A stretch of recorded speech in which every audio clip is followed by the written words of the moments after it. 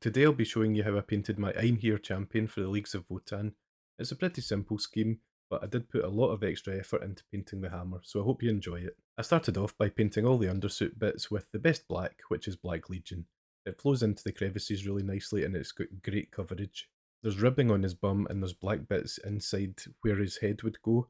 I also painted the power plants on the back, his spine, and all the piping black as well, because a lot of that stuff's going to be silver, and having a black base is a lot better than having a white base, because for some reason silver does not adhere very well to white. I also painted the soles of his shoes just to add a wee bit of interest down there, otherwise it would just all be white. Now you might have guessed already, but I kinda based this colour scheme on stormtroopers, which are some of my favourite things in the whole world. I find it really handy to try to base my scheme on something in real life. If I'm painting a Blood Bowl team, I like to choose a sports team that already exists and kind of mimic their strip. So I just try to take inspiration from absolutely anywhere. There's one bit I don't like in the Votann models, and it's kind of the inset bits in the shoulder pads and all over the armour. I just think they're a bit unnecessary. I do wonder how they would look without any of that extra gubbins on them, but I still had to paint them, so I used Bal Red for all these things. I'm going to cover over with white on all the raised areas just to bring out the detail. Just be very careful. I didn't really think it through, but red and white is not a good mix, because if you get the red on the white, it's very difficult to cover up. There are loads of these wee bits, so just try to pick them all out as well as you can.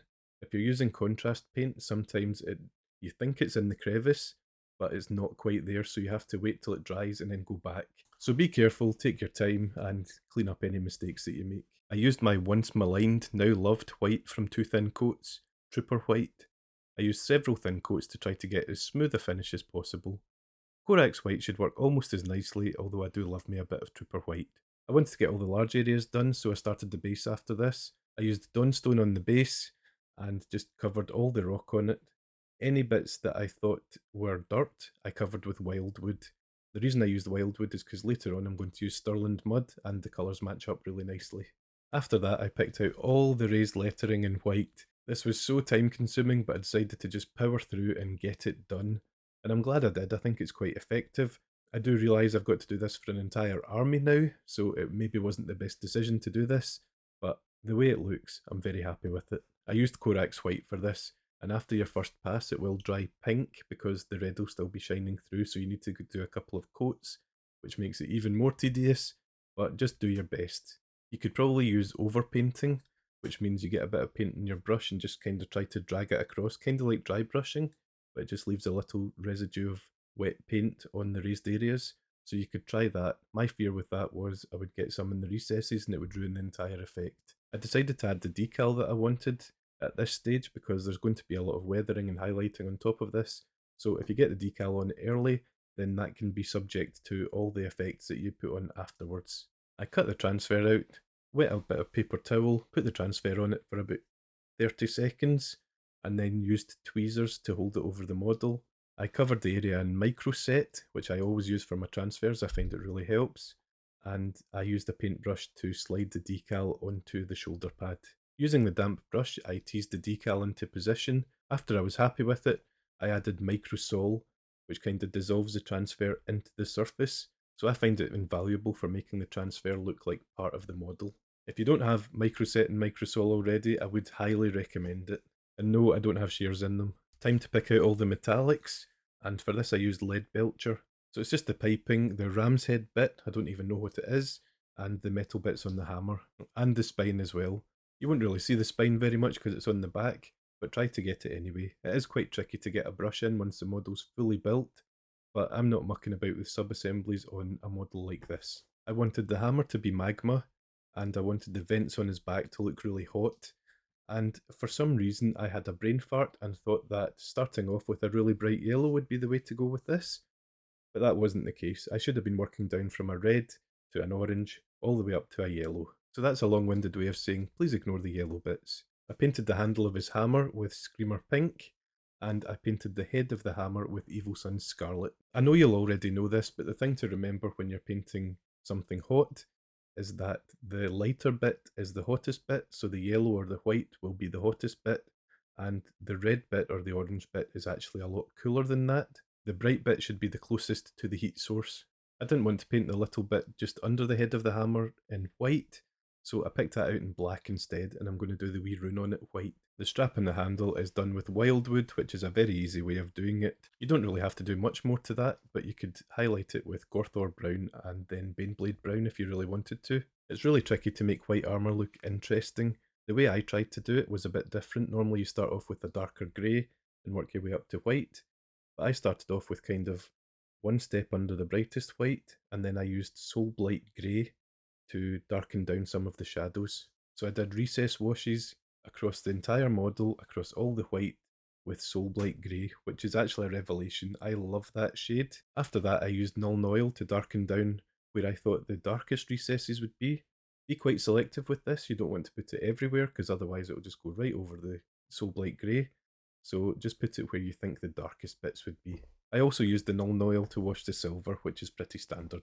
Oh, and the handle of the hammer. There are tons of rivets all over this model, so if you could get each one of them with Nuln Oil, it really helps make them stand out.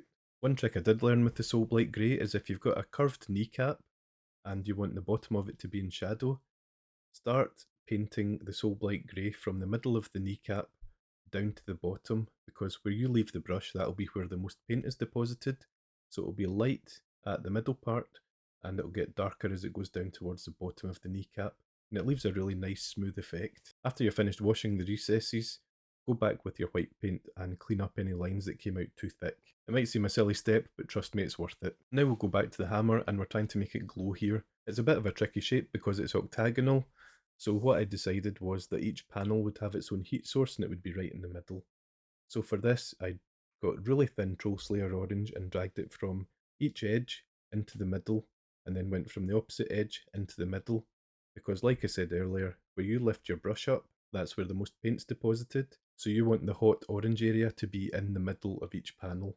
I hope I'm making sense, it is tricky to explain. If you're diligent and do this for each panel, then it looks great. Now, Troll Slayer Orange is very thin, so you have to do this on multiple layers, but just be patient, it does pay off in the end.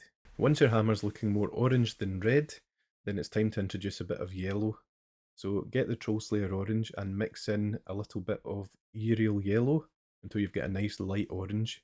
Mix some water in as well because you want this to be really thin, and just do the same as you did with the Troll Slayer, except a little bit closer to the centre.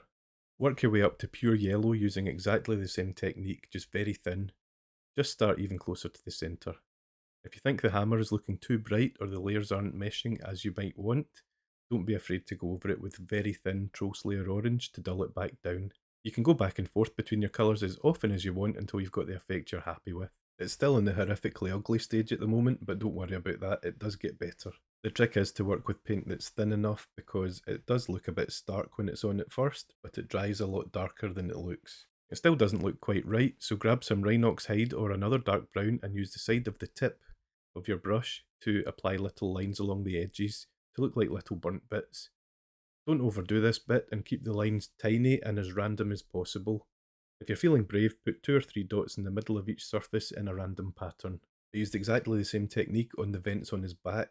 I decided to do the little lines around his backpack molten as well. So for that I just ran thin paint around it and I used exactly the same steps. So I started off with an orangey red, went to an orange, went to orange plus yellow, and then went to yellow. And the yellow bit is just on the very hot spots, so I put it in all the corners. I know it's messy on the backpack, but I'm going to clean it up later with some Black Legion. I decided that clean white armour was a wee bit boring, so I sponged on a bit of Rhinox hide around all the raised areas just to make it look a bit battered. Any big bits of brown that I added, maybe by mistake, I'm not telling, I added a bit of silver in the middle of it so it looked like it was chipped through a couple of layers of paint into the bare metal. I used Stormhost silver to highlight all of the metal at this point as well. Doesn't matter how much of the silver that you highlight, just as long as you do some of it. I edge highlighted all the black with Dawnstone and then Administratum Grey. Use the edge of your brush if you can, but sometimes you do have to use the tip, and just be really careful with that and go back and clean up any lines that come out too thick. I wanted to do a bit of grime on all the bolts in the shoulder panels, so I ran a bit of Agraxer shade in there. I'm not sure it came out very well. I think if I'd put a bit more time and effort into it, I could have made it look better, but it's passable. I maybe would have left this stage out if I did it again. I know you can't see it because I totally forgot to press record at this point, but I also ran an edge highlight of white around all the armour and also some of the bigger chips. You can't really tell when you're looking at it on camera, but you can tell when you're looking at the model close up. Got one of my nemesis, which is painting faces. I started off with Cadian flesh tone and then painted the little bit round his neck black. I gave the flesh a wash of Reichland flesh shade. I came back in with some white just to clean things up a bit because I'm going to use contrast for his beard. I used Kislev flesh for the highlights on the skin and just ran it down all the raised areas, so the nose, there's lots of weird ridges on his head. I actually wish it didn't have that. I wish it was just a normal head or even a bald head.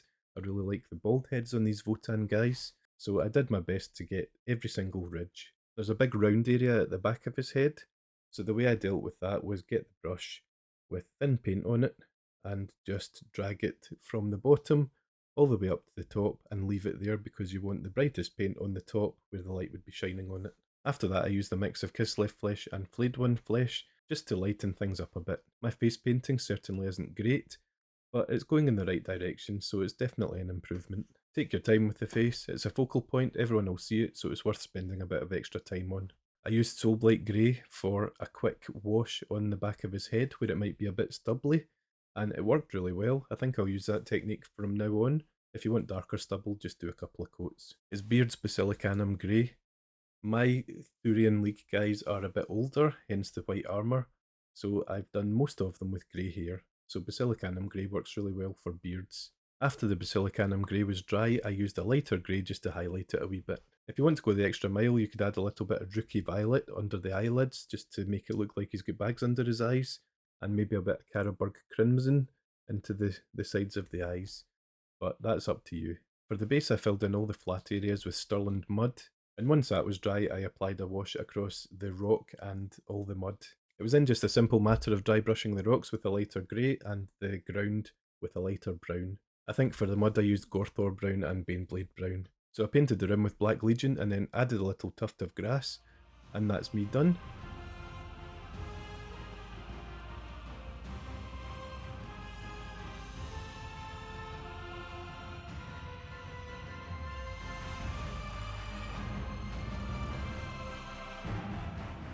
I really hope you enjoyed this video, I hope you took something from it, and if you're looking for something else to watch, I'd recommend this one. Cheers!